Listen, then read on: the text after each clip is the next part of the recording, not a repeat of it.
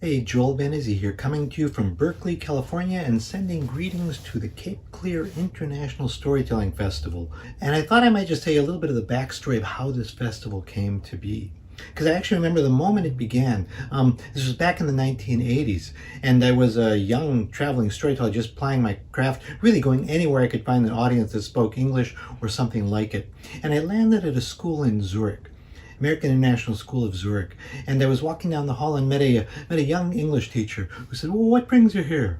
I said, "Oh, I'm a storyteller." He said, "You mean you're a writer?" I said, "No, I'm a storyteller." He said, "What do you mean you're a storyteller?" I said, "I tell stories." He said, "I've heard of storytellers. I haven't seen one. Look, come into my class, tell us what you do, and you do that thing, and then we'll see."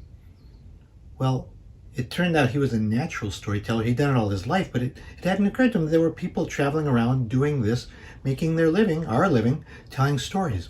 And I stayed with him and his wife in Freienbach, which was just up the lake from Lindt chocolate. The whole town smelled like chocolate. I visited them year after year, and finally he said, "Joel, this is fantastic. We are going to start a storytelling festival." I said, "We?" He said, "Yeah, Nell and I." He said, "We're going to leave Switzerland. We've been here long enough. Switzerland's cold. We're going to go someplace nice and warm. Someplace warm. We're going to start a storytelling festival. We're going to invite you to come tell stories." And to be honest, I didn't entirely believe it, but I said, "Okay, that'll happen. Yes, that'll happen someday." Well, on one of my trips there, he said, "Well, guess what? We did it. We bought the farm." I said, "What do you mean?" Because in American English, when you say you bought the farm, it means that's it. It's over. "You bought the farm?" He said, "Yes, we were traveling in Ireland. A real estate agent said, 'If you can extend your trip by just one day, I'll show you something truly special.' And on the boat going down from Baltimore, he said, 'This island here is the southernmost island in all of Ireland.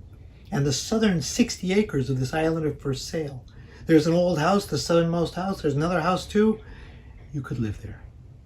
He said, 'Joel, we bought it. We're going to start the festival. We'll invite you.'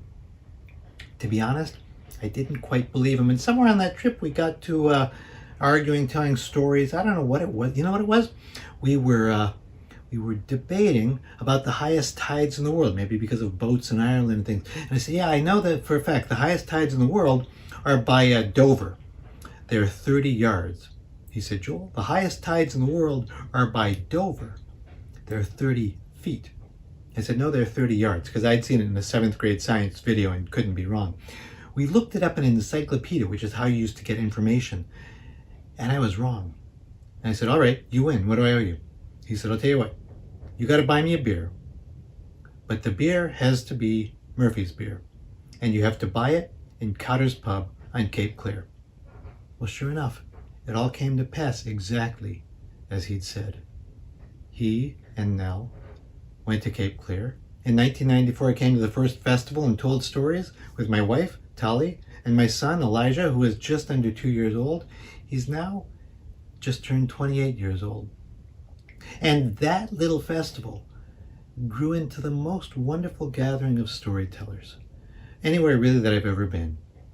And when I think of a place I like to go, I always think about Cape Clear, think of the people there. And I had so hoped to join you all this year.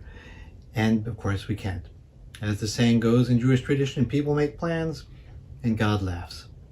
But I do remember something as we drank that beer in Cotter's Pub. I said, "Chuck, I'm unclear on one thing. It's all come just like you described. Here you and Nell, and we're here and it's happening. But you said you were going to go someplace warm. Ireland is not a lot warmer than Switzerland. That was a really cold weekend. The weather was a little soft. It was kind of rainy." He said, "Joel, it was absolutely as I said." I said, "This weather?" He said, "I wasn't talking about the weather. I was talking about the people."